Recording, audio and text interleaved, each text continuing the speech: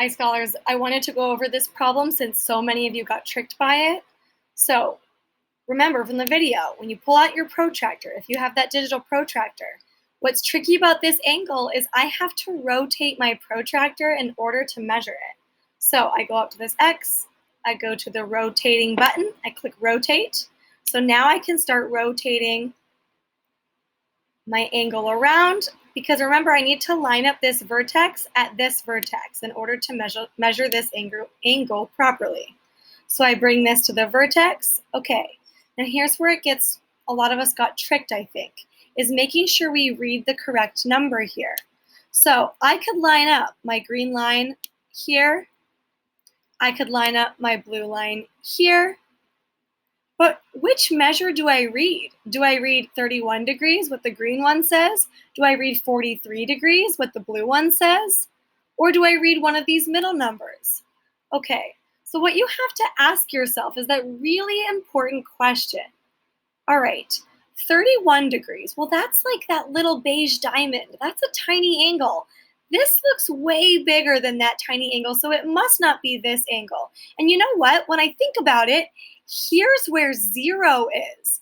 So this green angle line is measuring from 0 up until the green line. That's 31 degrees right here.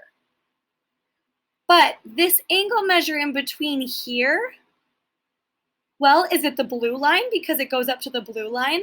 Well, once again, I asked myself, okay, is this 143 degrees? Does it look like it's that much? Well, kind of, but actually, the blue line is measuring the blue line from 0. So unless you start one of these lines at 0, then rotate it, give me a second, and then move the blue line, then the blue line will be correct. Then it will show you an angle measure that's closer to what this angle is measuring.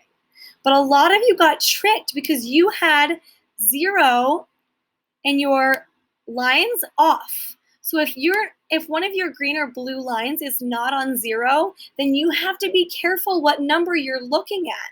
This one I need to look at. It was supposed to be 111, 112. I gave it to you if you were close for this angle measure.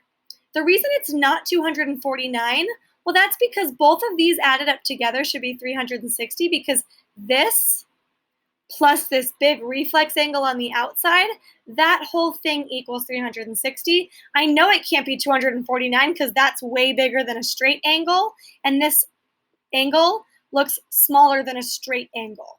So it must be 111, 112 degrees. Did you guys see that? So one more time.